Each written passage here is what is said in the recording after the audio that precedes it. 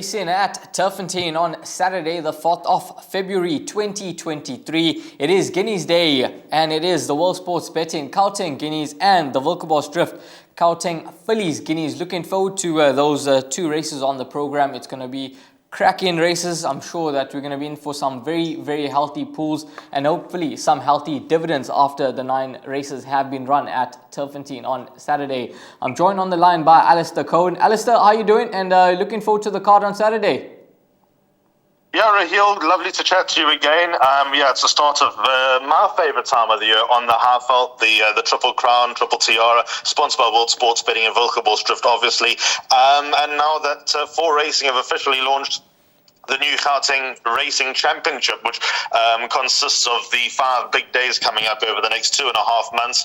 I think racing fans have a lot to look forward to. Obviously, the Cape season's not fully done, and as I was telling Dees, it's amazing to think that in just over a month from now, Candice Lenferner will be at Summerveld taking photos of all the raiders from Cape Town that'll be arriving, and not too long after them, the Joburg horses will be coming to town. So, this really is a lovely time to be a racing fan. I must confess, I've seen more inspiring Guineas cards, taking nothing away from both Guineas. I think especially the Colts Guineas is a very, very interesting race. I think the Fillies Guineas, I'm pretty confident. My suggested bet is a pick 6, and I've got a banker there. But overall, I think it's a very, very trappy card, and with a nice healthy pick 6 carryover to look forward to, with an estimated pool I see of 3 million rand, which I think is mighty conservative. If punters crack this right, it'll be one of those days that you'll never forget. Yeah, plenty to look forward to when it comes to racing, and the KZN season not too far away. That's going to be an absolutely thrilling one. But race number 1 at Turffontein commences at 12 o'clock over the 1160 meter trip, where your early favourite is horse number 11, Winter Muse, from the Joey Soma yard. Samanga Kumalo gets the ride. It's 4-1 about Happy Vibes, 5-1 about Ghost Ship, 6-1 and better bar those. Now, number 11, Winter Muse, obviously returning off quite a lengthy layoff, 128 days, so fitness has got to be the question mark with this individual. Wasn't quite fancied on debut, second behind Asia Pambili, but she's definitely got the scope for improvement in this lineup.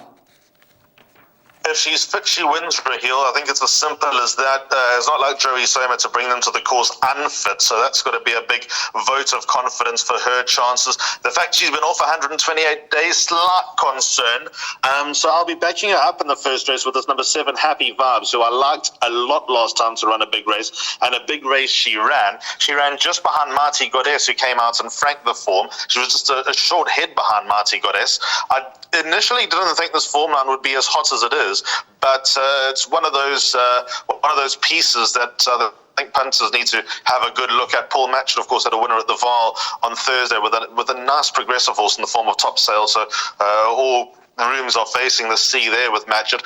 And I think Happy Vibes is the biggest danger to number 11, Winter Muse. Happy Vibes also holds number 6, Ghost Ship, who's got to have some sort of chance with blinkers on coming from the Tony Peter stable, dropping in distance. She's worth respecting, but I think Happy Vibes will finish in front of her. And I must be honest, I think the race stops there. Number 1, Fields of Grace, also deserves a mention. She ran on really nicely on her local debut and coming off a pretty lengthy layoff. In fact, 18 months off the track, so that was good to see. She'll need to prove that that's no flash in the pan. She may have just come out fresh and run more out of fright than flight, but she's got to be respected as well, number 1, Fields of Grace. I think revolving your trifecta's the way to go with the 4 horses I mentioned, 1, 6, 7 and 11.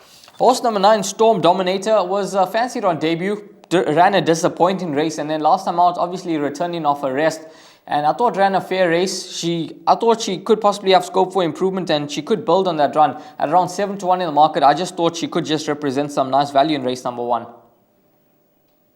She's not for me, Raheel. There's a line of form with Redu. Redu finished just behind Storm Dominator, and Redu finished well behind Happy Vibes and Ghost Ship. So I have my doubts about number 11, Storm Dominator. To be honest, I'd also like to see her going over a little bit further, but she could earn. In fact, she should earn in this race.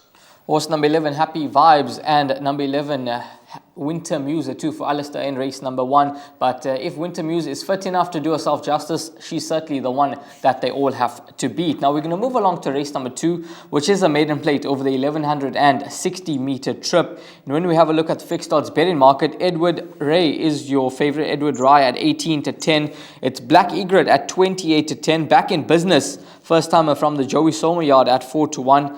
And then it's 11 to 2 about Elusive Justice, 12 to 1 and better about those. Now, Edward Rye, I thought he ran an absolute cracker on debut, beaten behind Mother of Pearl. I actually thought he may have just gotten victory on that occasion to pip the stable companion, but it went the other way. And returning to 19 days later, no doubt he's the one that they all have to set their sights on here. Raheel, I think that performance was quite a shock to Connections. It was a cracking run. He looked like he was going to win. As you say, at the line, it looked like it could have gone either way, but it did, thankfully, for supporters of Mother of Pearl, including the Connections, that it went the way of Mother of Pearl. And you'd expect number 7, Edward Rye, to step forward from that first run. But the form line is very, very, very moderate. Third horse, Phantom of the Forest, is now, I'm convinced to say, a battler. He'll win a race, but he's a battler. Captain TikTok ran 4th, did nothing. Air Fusion ran yesterday and didn't look like getting a blow in. It's such a weak form line, but I don't think it's a particularly strong race. My first choice here is number 1, Black Egret, but I'm almost expecting him to run flat coming back from Cape Town. But even if he does run flat, it might still be good enough to get him home. His last run of Work Riders made at Hollywoodbets Kenilworth was a good effort behind Night Tiger. That was on Lomaral King's Plate Day. That was when he was fitted with blinkers for the first time. Coming back home now. I think number 1, Black Egret, will run well. Interesting, I was listening to Ashley Fortune's winning interview of Tropper Veloce at the Val on Thursday, and Tropper Veloce also went down to Cape Town for a little bit of a holiday and came back with a win. So I don't think that stops them. My first choice, number 1, Black Egret from 7, Edward Rye. No surprise that number 7, Edward Rye were to win. And it's the first leg of the bar pot. I'd be comfortable with both of them, and I'd expect to double up. I'd be disappointed if I didn't. Yeah, certainly numbers 1, Black Egret, and number 7, Edward Rye do look to be the 2 horses that could dominate here. Number 6, back in business, certainly one that has a speedy pedigree related to the likes of Cold Hard Cash, and he could be quite speedy on debut, so one to keep an eye on, especially if there is further support for this 3-year-old son of William Longsword. But numbers 1 and 7 do look to be the 2 horses that could possibly fight out the finish in race number 2, which is the start of the bipart. Now moving along to race number 3, it's over 2,400 meters. This is Pinnacle Stakes, and quite a nice race. Scratch number 7, You Can't Hurry Love. So it's a field of 6 runners that remain, and we've got the Marshall World of Sports Gold Cup winner, Shangani, back in action here, returning off quite a lengthy layoff that he was last seen winning the Gold Cup, beating Imperial Ruby. First run now, well, he's actually back with the Peters, now with Tony Peter. Keegan DeMello gets a ride, and he's been priced up at 3 to 1. But for me, Alistair, I quite like number 3, Zeus. I thought last time out he moved up with a ton in hand, and Gavin Larena was quite cheeky the way he won that race. I mean, he hadn't moved a muscle until he actually needed to. Marching On Together came close on that occasion, but I thought he won with a bit more in hand than the margin does suggest, and I think he'll confirm that form with Marching On Together, despite him being worse off at the weights. Yeah, I hear you, Raheel. I'm having a tough time with this race. I know it's a small field, and the pace of the race comes into question. Actually, right now, looking at the weather forecast for Johannesburg on Saturday, and it's not great. And that puts me in the corner of number 4, Marching On Together. I get you that number 3, Zeus, won with a lot in hand when going the right distance for the first time in a while. Of course, he ran second in the South African Derby as a 3-year-old. And I think that he'll win a few stayers races this season. But Marching On Together seems to grow an extra leg in the wet. And I think that he's a player. I think the race revolves around who's going to be fit, who's going to be ready. I think number 5, Arumagam, is a horse that's on the up. He's gone from a rating of 82 to 94, so he's gone up 12 pounds in the space of 2 runs, but both of them have come at feature race level. Comes in here with 52 kilos. Believe me, that's not easy for Wesley Mowing to get down to 52. Yard and Rider are flying at the moment. They're having winners in Joburg and in Durban. And I think that this horse, it's a typical Wayo Mowing type of story, getting a stayer, getting them fit, and getting them winning and through the divisions. So even though I reckon a horse like number 5, Arumagam, will be looking at races like the Racing Association Stakes and also the Gold Bowl at the end of July, I think to keep him on the boil and to keep him winning could be key. So 4 and 5 are my horses here. Shangani is held by number 2, Imperial Ruby, on the run of the Gold Cup, and Imperial Ruby has not been at that level of form since, so I'm not too sure how the dynamics are going to work, because Imperial Ruby's loss of form, I think, is counterbalanced by number 1, Shangani, coming off a layoff. Shangani's a lovely horse, by the way. I'm a big fan of his generally. Whether he's ready and raring to go and targeting other races, that remains to be seen. So 3, 4, and 5, my horses here. If it rains, 4 marching on together would be my top choice. 3, Zeus, and 5, Arumagam. Probably the 2 more solid picks, though, in race number 3. I must confess, small field should be easy, because obviously it's not a handicap. I have a tough time here.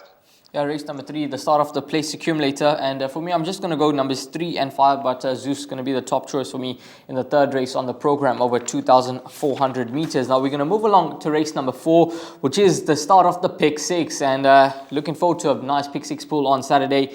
1,160 meters the distance. This is an MR80 handicap. Quite a competitive event, because there's quite a few horses inward chances here, and Alistair, you've gone for pick 6 as your suggested bet, and 5 horses in the first leg for you. Place accumulator wise for me, I've gone with 3 horses, so take us through your numbers, and then I'm sure we've got our numbers are in common here. Yeah, the reason why I picked 6 as my suggested bet is because there's a carryover. I don't want to shortchange punters. I want to play into a big pool and get a good bang for your buck. I think the 3-year-olds will dominate this race. My first choice here is, funny enough, number 9, Kalahari Blue. Keegan de Mello takes the ride for Johan Janse van Vuren. I think this horse was still a step above the handicap. He was drawn on the wrong side last time and stayed on really smartly behind Arbitrator. Now drawn towards the outside on a potentially sticky track, that's going to help number 9, Kalahari Blue. His run to Thunderstruck over 1,200 meters on the inside track on the 8th of September is, I think, the best level of form on offer, even though there are a few progressive 3-year-olds that he takes on here. Number 9, Kalahari Blue, my first choice. And just for those that are interested in a little bit of nostalgia, the mother Go Indigo, who was trained by Leon Erasmus and ridden by Sherman Brown, won the first leg of the Wilgebos Drift Triple Tiara nearly a decade ago. So that would be a nice full circle moment for her progeny to win on the same day. That would be absolutely great. So 9, Kalahari Blue, my first choice. And then the other 3-year-olds, number 7, Kayan the Conqueror, won a hot maiden first time out, looked very impressive in doing it. He's been carded to run since and got scratched. That's going to linger in the back of the mind. But out of that run, Munchkin's won, Sylvan Theatre's won, Lover's Lane has won, a few horses have come out and placed.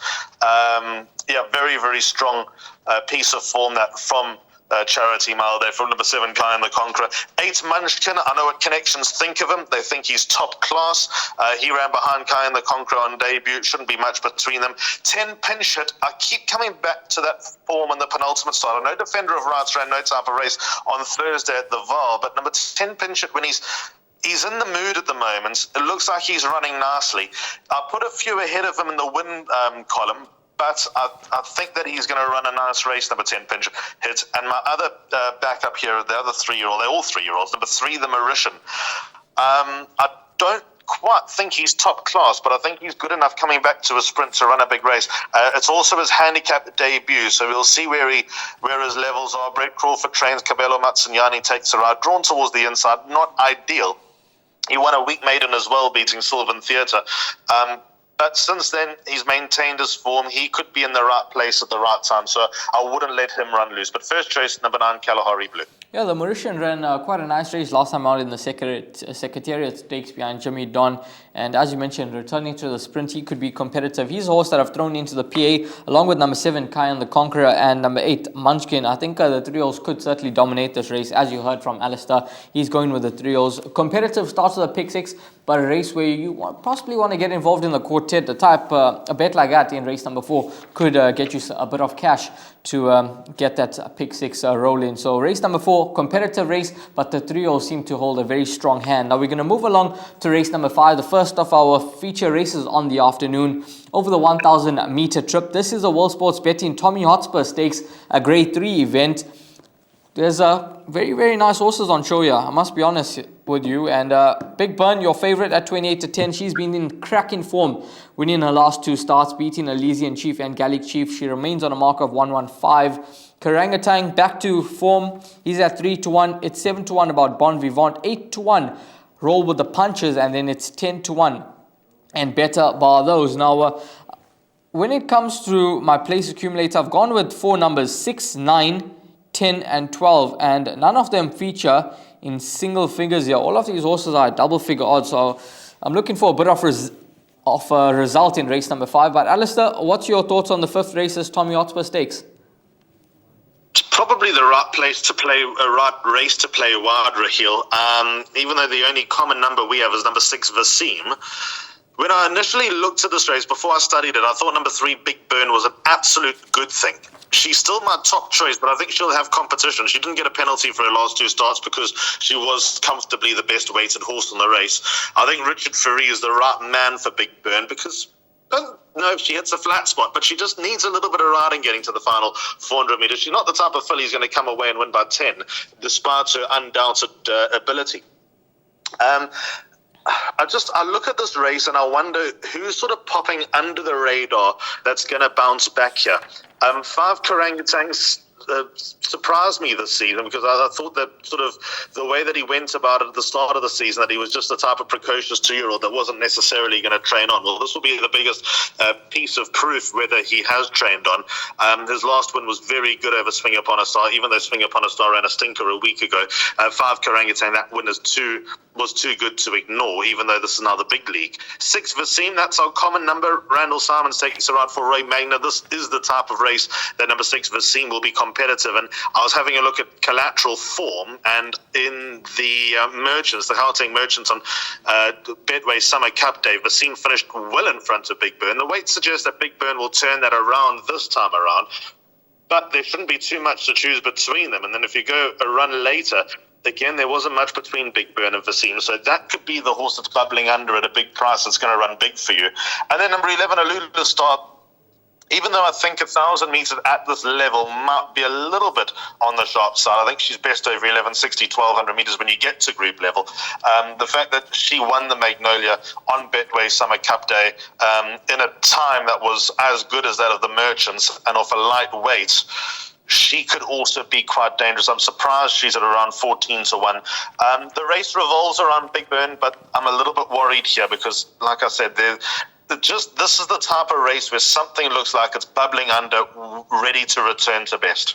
Yeah, it's a type of race where you could get a result, and I just thought there's so much of pace in the race, and I'm just looking for horses from slightly off them, and Vaseem was one of them at 14-1 in the market. Certainly some nice value in the race. Constable, he's run absolute crackers of late. I thought he's second last time out behind Anfield's Rocket, who won a very, very nice race over the 5 furlongs. I thought it was a creditable run. Bella Chica, I thought her run down in the Cape behind Princess Calla was an absolute cracker. Then last time out, not beaten far behind Mr. Cobbs, just 2.5 lengths.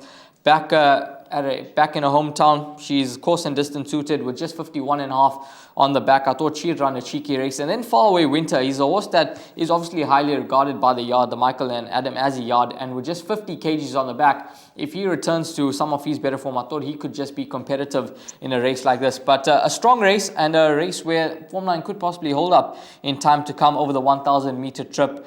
Alistair mentioning that number 3, Big Burn, the one for him, his narrow top choice, Richard Fourie, could just suit this individual who's in some cracking form at the moment. Now we're going to move along to race number 6, which is the Wilkerbos Drift Gauteng Fillies Guineas. And Alistair, we come in here with the one horse, and that's Give Me a Shot. We both like this individual, and she looks to possibly be a horse that you can play around and structure your bets around on the day. She obviously won the Ipitombi Stakes, beating Under Your Spell, receiving 8 kgs, but that was obviously taking on older horses. Now, same age group, I think she's got the measure of these horses, and the draw is not a concern for me because she probably just runs her best races from off them, and I think that she'll be finishing very quickly, and she could just add another graded race to her tally here. Yeah, I'm with number 1, Give Me a Shot here. I think she's had the best prep. Taking a soft route into this race over the wrong distance last time, and she was still good enough. She ought to have been good enough last time, and obviously Argo Ali's come out and franked that form in style. I agree with you. I don't think the bad draw's much of a concern, because I think when she's just ridden from off them, she's at her best. Her biggest danger, I think, is number 2, Feather Boa. They'll probably come from the same place, but Feather Boa off 70 days, that wouldn't be a pedigree type of thing to do. I think he would have been dying to get the run under the belt. On the run in the Yippee Tombi, she's got 4 lengths to find as number 2, Feather Boa. The kicker is that Richard Fourie now takes the ride, so that might yield a bit of improvement, but I think Give Me a Shot had more than enough in the tank over number 2, Feather Boa, in that run in the Yippee Tombi on Betway Summer Cup Day. So I think Give Me a Shot's the one that they all need to beat. The only other horse that I think has had a good enough prep, even though she will be stretched over the mile, is number 3, Miss Cool. She beat all her rivals in the 3 Troikas, and she now meets them at level weight, so that's got to be respected. Gavin Lorena now takes the ride for Candice Dawson, but like I said, I think 1600 metres will probably just stretch her. So everything just points to number 1 on the card, Give Me a Shot. I think going forward, I think a horse like Bonetta in the second leg of the Wilkerbos Drift Triple Tiara, that could be the perfect type of race for her from the Mike de Kock stable. Her chances are done no real good from a deep draw. She'll probably be ridden positively, and if the track's running fast, she could be dangerous. There's also the unexposed and progressive number 14, Kinky Boots, who I think will run well, probably just a run away from really getting to her absolute best. And then number 7, Emma Regina, also deserves a mention. She was full merit for her win in the Fillies Mile. She's been off 78 days, again probably hoping to have got another run under the belt leading into this, or perhaps targeting more the second leg than the first. Everything. Number 1, Give Me a Shot. Banker in all bets. Listen, this horse Rock the Fox. Personally, I thought she's just been very disappointing after that cracking second in the Tequini Stakes. She hasn't really produced that level of form once again. She's drawn in gate number 15. And do you think she's possibly a horse that could run into the money? Yeah, she could definitely run into the money, Raheel. Calvin Habib's last meeting in South Africa before he heads off to Singapore, and I'm sure that bringing Rock the Fox to victory, and I'm sure he feels hard done by for that run and take Winnie at Hollywoodbets Greyville on Gold Cup Day. So he'll be driven to get number 4, Rock the Fox, across the line, but she's just slightly lost her way in the cold lights of day. I'd prefer number 5, Bless My Stars, from the stable, but again, every piece of form points to number 1, Give Me a Shot, yeah? Yeah, absolutely. Number 1, Give Me a Shot, the one to beat in the Gauteng Fillies Guineas over the 1600 meter trip. Now we're going to move along to the WSB Gauteng Guineas, this time for the Colts and Geldins, and it's going to be an absolutely cracking race because we've got horses that are returning from the Cape, the likes of Shoemaker, we've got Money Heist, Lemone, all coming to meet up in the Highveld, and we're looking forward to a cracking finish. Now, race number 7 over the 1600 meter trip, Shoemaker, your 28-10 favorite. It's 11-2 about East Coast Royal Victory, 6-1 Anfield's Rocket, 8-1 and better bar those. Now, for me, I've gone numbers 2, 4, and 9 in the place accumulator. That's East Coast, Money Heist, and Le Mans. I've been a big fan of Le Mans after he won on debut, and I thought he could actually run a cheeky race on debut when drifting out to the market, but still coming through to win. He ran in the Selengoa, ran an absolute cracker from a wide draw, and then last time out in the Cape Guineas, he ran no type of race behind Charles Dickens. 15 out of 15, had to take his medicine at the back end of the field, and just got into that 8th position. I think he's a lot better than that form. Pole position draw, I think, is a positive, and I think he's going to run a nice race. He's at 14-1, so he'd be the value in the race for me. And then I thought number 4, Money Heist, could also run a nice race. I think Striker Stratum aboard him, he'd be keen, and he'll certainly be hungry to get this Grade 2 under the belt, and then East Coast, another horse to include. But for you, Alistair, what's your thoughts on the race? Raheel, I found this race very, very tricky, and the more that you were talking there, the more confused I got, because my numbers in the pick 6 are 1, 3, 6, and 10. I hope I'm not being too clever for my own good, because when I looked at it, I thought, well, East Coast, I think, is ready-made for the Classic and the Derby. Mile, even though he got close last time to Shoemaker, in the, what race was it, in the Dingo, they got very, very close to Shoemaker, got within 3 parts of a length. I still think that 1800 metres, 2000 and 2-4 will be perfect for number 2, East Coast. So I think Shoemaker will finish in front of him. Again, I hope I'm not being too clever. 4, Money Heist has done a lot of travelling.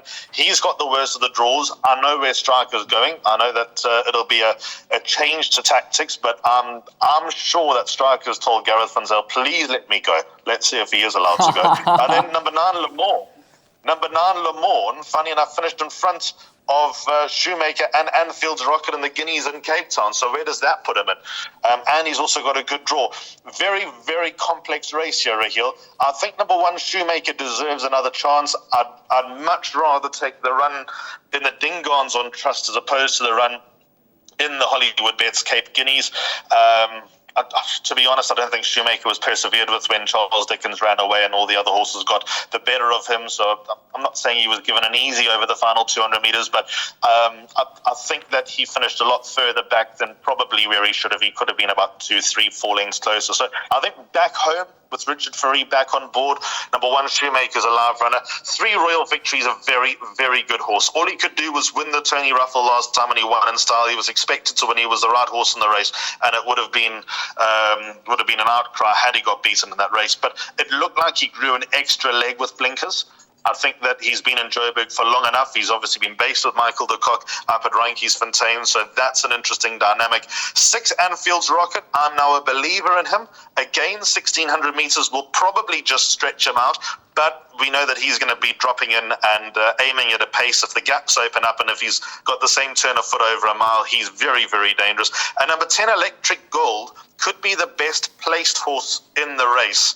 In that Sean Tarry ran him against Older Company last time, held his own to the Summer Cup winner, finishing close up behind Puerto Manzano. Again, I expect him to be better as the World Sports Betting Triple Crown progresses, but he's another good horse, number 10, Electric Gold. I think he's the one at a bigger price who's going to be knocking very, very hard at the door. Yeah, Electric Gold and East Coast, probably the 2 horses that could just be ones to follow for the second and the third leg. Both horses are sure to enjoy the extra distance, and there could be some big runners in the last 2 legs of the Triple Crown. But race number 7, it's a fantastic race. Alistair thinks number 1, Shoemaker, could just be the right horse in the race back in Joburg, especially with Richard Fourie aboard, but the race certainly doesn't stop there. Healthy respect for the likes of Royal Victory, Anfield's Rocket, and number 10, Electric Gold. That's race number 7. Now we're going to move along to race number 8 on the program, the penultimate race. Fillies and Mares, a 96 handicap over the 1400 meter trip. And I've taken a chance in my place accumulator. I'm going to bank at number 1, Emerald Princess. Now, obviously, there's lots of drama about her win last time out when beating Queen of Smoke. But she got the objection went in her favor, and she's drawn in gate 6. She enjoys the course and distance. She enjoys the distance. 4 tries for 3 wins. And I think that she's a horse that could just run another big race in this lineup here.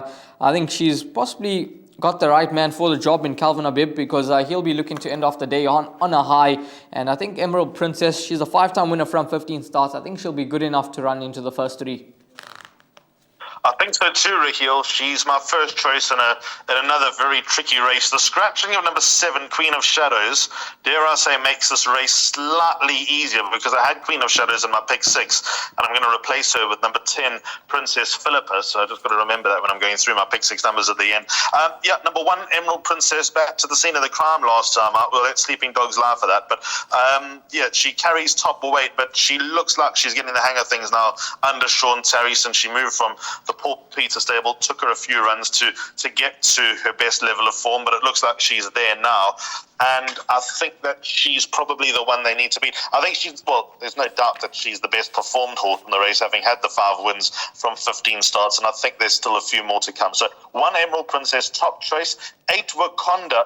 I'm still kicking myself that I let her run loose last time out, because we did the show together 11 days ago. I liked her. It was the right distance for her, but I was just put off by her penultimate run. So I'm not going to make the same mistake again with number 8 Wakanda. 1,400 meters, perfect for her. She's a live chance. Like I said, number 10, Princess Philippa, now gets promoted with the scratching of number 7, Queen of Shadows, from the Stuart Pettigrew stable. Last time behind Wakanda, there was a drift about her. Second run after a rest, so she'll, I think, run a lot better this time around. The weight suggests that Wakanda will have her measure, but I also think number 10, Princess Philippa, will finish a lot closer. And then number 11, Sister Light, I think could be dangerous off a lightweight. The run to None Other the other day was not bad at all. None Other obviously came out and franked her own form, if I'm not mistaken. Let me just double check that fact. But she ran Sister second. Light off a light. She ran second, correct, and Quiet Rebellion ran third and came out and franked the form. So that's the piece that I like about that. I think number 11, Sister Light, could just sneak in here under the radar and could be the value in the race. Those are my pick 6 numbers. In fact, I see Sister Light at 7-1. That's tasty each way, price. Yeah, she's drawn well and she enjoys, of course, in distance. Number 11, Sister Light. Yeah, quite a competitive race. And Wakanda, Princess Philippa, certainly horses that have to be thrown into the mix, along with number 11, Sister Light. But for Alistair and myself, number 1, Emerald Princess, that's going to be the top choice for us. Number 7, Queen of Shadows, is a scratching. And obviously, if she did not take a part during the week, then she would have been a serious contender in this lineup. But she won't be running in race number 8. Now, race number 9, the final race on the day. It's the Fillies and Mares 79 handicap over the 1,400 meter trip. And the 3-0s, they seem to hold a very, very strong hand in the lineup here. And there's quite a few of them.